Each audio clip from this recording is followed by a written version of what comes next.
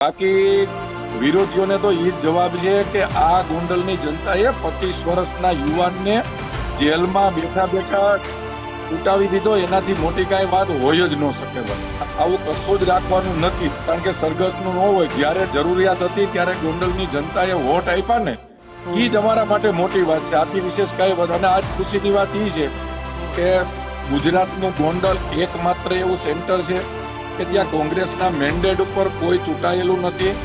વિપક્ષને અમે જે રીતે કામ કરી છે ને ભાઈ, એ જ રીતે અમારે કામ ચાલુ રાખવાનું છે. અમારે કોઈ પણ પ્રકારની કામગીરી, કોઈ પણ પ્રકારના વ્યવહારો બીજા કાંઈ કરવાના નથી. જે રીતે ગોંડલની સેવા થાય છે એ જ રીતે અમે કરતા રહેવાના છે. એ દિવાળી એક તરફ જામીન અને બીજી તરફ વાઇસ ચેરમેન, બે ખુશી મોઢા પર દેખાઈ રહી છે. અલ્પેશભાઈ, હા ભાઈ, બોલો બોલો. મારો અવાજ નથી આવતો. માણસો જી, આજે ખુશી તો દુગની હોગી, બે ખુશી. સરસ થઈ ગયું ભાઈ અમારા માટે. આજે અમારા ગણેશભાઈ ને આજે જામીન મળી ગયા છે. છેલ્લે અમારા માટે ખુશીની વાત એ છે કે અમારા માટે અહીંયા બધા માણસો ભેગા થાય છે કે સત્યનો વિજય થયો અને અમારે શાંતિથી બધો કાર્ય પૂરો થઈ ગયો. અને ગણેશભાઈ બહાર આવે છે એટલે અમારા ગોંડલ તાલુકાના તમામ ગામોમાં, આગેવાનોમાં ખૂબ જ ખુશીનો માહોલ છે કે અમારા ગણેશભાઈ આજે અમારે ત્યાં આવી જાય છે. શરતી જામીન મળ્યા છે અલ્પેશભાઈ, શરતોનું પાલન કરવું રહેશે. કોર્ટે કીધું છે જુનાગઢ જિલ્લામાં પ્રવેશ નહીં કરવાનો. ભાઈ, ગણેશભાઈ નો એવો સ્વભાવ જ નથી કે શરતોમાંથી બહાર જાય. આવું તો જે છોકર રમત હોય એ કરી શકે. આ તો નાની ઉંમરમાં ખૂબ જ એની અંદર પીડતા છે અને એ પીડતા જ સાબિત કરીને બતાવ્યું છે કે ગણેશભાઈ માટે ગોંડલ તાલુકાના 84 ગામના અને ગોંડલ શહેરની માનો કે તમામ દુકાનો બંધ રહીએ એ સાબિત કરીને બતાવે છે કે ગણેશભાઈ ની અંદર નાની ઉંમરમાં પીડતા છે. એ માણસ અહીંના લોક લાડીલો વ્યક્તિ બનેલો છે, લોકોના દિલમાં વસેલો છે. એટલે એવું વ્યક્તિત્વ નથી કે કોર્ટના જેવો આદેશ હોય એનું ઉલ્લંઘન કરે. ગણેશભાઈ જે રીતે કોર્ટે ચુકાદો આવ્યો એ જ રીતે વર્તન કરશે, વ્યવહાર કરશે. બાકી એમાં કાંઈ પ્રશ્ન નથી. અલ્પેશભાઈ, વિરોધીઓને હવે કેવી રીતે જવાબ આપશો? આજે વાઇસ ચેરમેન બનાવી દીધા અને સાંજે જામીન પણ થઈ ગયા. ભાઈ, વિરોધીઓને તો જવાબ ગોંડલની જનતાએ નાગરિક બેંકમાં ગણેશભાઈની ગેરહાજરીમાં ચૂંટાવી દીધા ને ત્યારે જ આપી દીધો છે. બાકી વિરોધીઓને તો એ જ જવાબ છે કે આ ગોંડલની જનતાએ 25 વર્ષના યુવાનને જેલમાં બેઠા બેઠા ઉટાવી દીધો, એનાથી મોટી કાંઈ વાત હોય જ ન શકે ભાઈ. અલ્પેશભાઈ, ગણેશભાઈ કદાચ કાલે તમારા બધાની વચ્ચે આવી જશે. કાલે કેવો માહોલ, કેવો જશ્ન ગોંડલની અંદર? કોઈ તૈયારીઓ ખાસ? ગોંડલની અંદર અમારા માટે, ગોંડલના કાર્યકર્તાઓ માટે, આગેવાન માટે, ગોંડલની જનતા માટે ખુશીનો માહોલ હશે. અત્યારે જ ધારાસભ્યની ઘરે એટલા લોકો મળવા આવે છે. પણ અમને જયરાજભાઈની એ બધાને મિત્રોને વિનંતી કરી છે કે આપણે કોઈ ખોટી બહાર જવાનું, ટોળાશાહી કરવાની, આવું કઈ કરવાનું નથી. આપણને ન્યાયતંત્ર ઉપર ભરોસો હતો અને ન્યાયતંત્રે આપણને ન્યાય આપ્યો છે. એટલે આપણે બીજું એ કઈ કરવાનું નથી. પણ 100%ની વાત છે કે અમારા ગોંડલનો ગણેશ અમારી ઘરે આવે છે તો ગોંડલના લોકોમાં ખુશી હશે. કોઈ ખાસ કાર્યક્રમ, કોઈ સરઘસ? ના, આવું કશું જ રાખવાનું નથી, કારણ કે સરઘસનું ન હોય. જ્યારે જરૂરિયાત હતી ત્યારે ગોંડલની જનતાએ વોટ આપ્યા ને, એ જ અમારા માટે મોટી વાત છે. આથી વિશેષ કઈ વાત. અને આજ ખુશીની વાત એ છે કે ગણેશભાઈ આજે એની લાઈફમાં પહેલો સારો હોદ્દો મળ્યો છે, નાગરિક બેંકના વાઇસ ચેરમેન બન્યા છે અને પાછા એને જામીન મળી ગયા છે. અલ્પેશભાઈ, એક સારી બાબત એ છે કે કાલે કોઈ સરઘસ નહીં, કોઈ દેખાવ નહીં, વાઇસ ચેરમેન બન્યા છે. બસ માત્ર ખુશીથી જ કાલે ચલાવી લેશે ભારતીય જનતા પાર્ટી. આ તો એમ જ હોય ને ભાઈ, એમાં શું ઉછળકૂદ હોય? લોકો ગણેશભાઈ વાઇસ ચેરમેન પહેલી વાર બન્યા છે તો નાગરિક બેંક ઉપર જયારે ગણેશભાઈ જશે ત્યારે લોકો ગણેશભાઈને શુભેચ્છા આપવા માંડશે. એમાં સરઘસ કરવાની ક્યાં કઈ વાત જ છે? અમારે કાંઈ સરઘસ કરવાના નથી. અમારા ગણેશભાઈ ગોંડલ આવી જાય છે એટલે ગોંડલના લોકોમાં આનંદ છે, બીજો કોઈ વિષય જ નથી. અલ્પેશભાઈ, શું શીખવા મળ્યું આખી બાબતમાંથી? શું શીખ્યા તમે?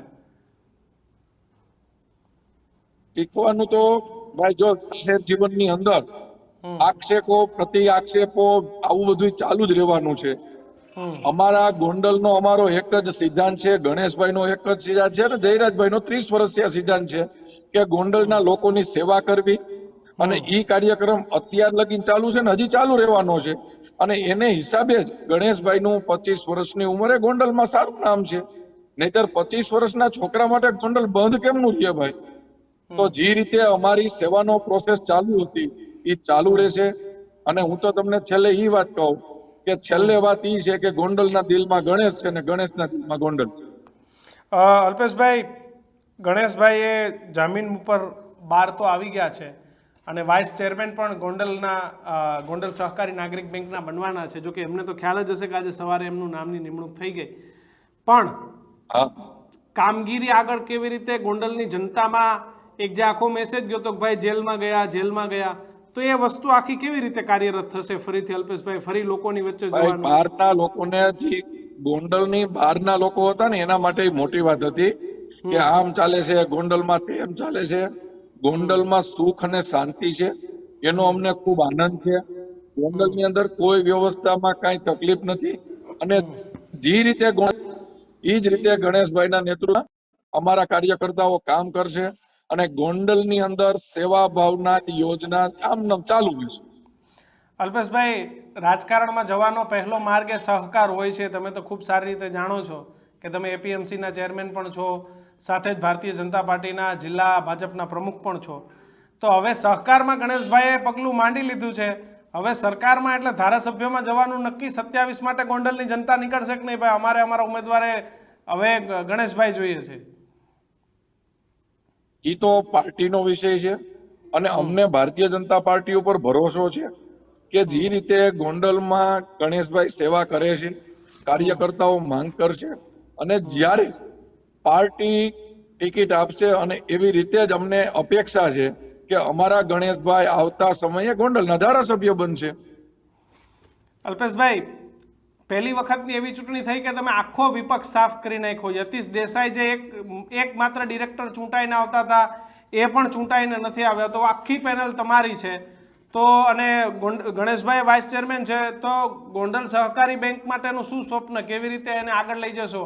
અને યતીશ દેસાઈને શું આ પ્રસંગે ખાસ જવાબ આપશો? એક જ દિવસમાં બે ખુશી, વાઇસ ચેરમેન પ્લસ જામીન. ભાઈ, મૂળ વાત એ છે કે ગુજરાતનું ગોંડલ એકમાત્ર એવું સેન્ટર છે કે ત્યાં કોંગ્રેસના મેન્ડેટ ઉપર કોઈ ચૂંટાયેલું નથી. અહીંયા 44 નગરપાલિકામાં યતીશભાઈની ટીમ લડે છે, એમાંય જનતાએ એને જનાદેશ નથી આપ્યો. 22 તાલુકા પંચાયત ઉપર લડે છે, એમાંય નથી આપ્યો. 5 જિલ્લા પંચાયત ઉપર નથી આપ્યો. એવી રીતે નાગરિક બેંકમાં 2 જગ્યાના મેન્ડેટ ઉપર કોંગ્રેસ ઉપર ચૂંટાતા હતા. તો ગોંડલની જનતાએ એને એમાંય જાકારો આપ્યો છે. અને એના મૂળમાં ઈ છે કે ગોંડલના લોકોની જે રીતે અમારી આખી ટીમ, ગણેશભાઈની ટીમ અને અમારી ભારતીય જનતા પાર્ટીની ટીમ જે રીતે ગોંડલમાં સેવા કરે છે અને ગોંડલની જનતાને ભરોસો બેઠો છે, નહીતર આવી રીતે પરિણામ જ કેમ આવે? હું છાતી ઠોકીને કહી શકું કે ગુજરાતનું એકમાત્ર ગોંડલ એવું છે કે ત્યાં કોંગ્રેસના મેન્ડેટ ઉપર એક પણ વ્યક્તિ ચૂંટાયેલા નથી.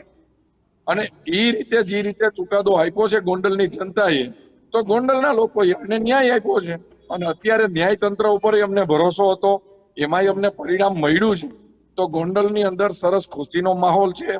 અમારા ગણેશભાઈ ગોંડલના નાગરિક બેંકના વાઇસ ચેરમેન તરીકે લોકોની સેવા બમણી કરી શકશે. હવે પણ અલ્પેશભાઈ, મારો પ્રશ્ન એ છે કે ગણેશભાઈ માટે ચલો એક બહુ સારી બાબત છે કે ભાઈ વિજય સરઘસ નહીં કાઢીએ, આ નહીં કાઢીએ, પણ વિપક્ષને જવાબ કેવી રીતે આપશો કે નહીં ભાઈ ગોંડલની જનતા અમારી સાથે છે, જોઈ લો તમે એમ? વિપક્ષને અમે જે રીતે કામ કરી છે ને ભાઈ, એ જ રીતે અમારે કામ ચાલુ રાખવાનું છે. એ જ રીતે અમારે કામ ચાલુ રાખવાનું છે. અમારે કોઈ પણ પ્રકારની કામગીરી, કોઈ પણ પ્રકારના વ્યવહારો બીજા કાંઈ કરવાના નથી. જે રીતે ગોંડલની સેવા થાય છે એ જ રીતે અમે કરતા રહેવાના છે. અલ્પેશભાઈ, શું વિઝન, શું ગણેશભાઈનું શું વિઝન આગામી ગોંડલ સહકારી નાગરિક બેંક માટે? મને ખબર છે આપ થોડા વ્યસ્ત છો, પરંતુ એક પ્રશ્ન બાદ હું આપને ફ્રી કરી દઈશ. શું વિઝન શું, અને કાલે એમને લેવા જવાનો કાર્યક્રમ આ તે કંઈ વિગત હોય તો થોડી આપો અમને. ગણેશભાઈનું એક જ વિઝન છે, ગોંડલની સેવા, ગોંડલની જનતાની સેવા, ગોંડલનો વિકાસ. અને લેવા જવાની વાત છે તો એમાં કોઈ બીજું કાંઈ અમારે કામગીરી કરવાની નથી. ગણેશભાઈ ગોંડલ આવી ગયા છે, ગણેશભાઈ નાગરિક બેંકે જાશે ત્યારે ગોંડલના લોકો ગણેશભાઈને મળવા આવશે. આથી વિશેષ કોઈ કામગીરી અમારે કરવાની નથી.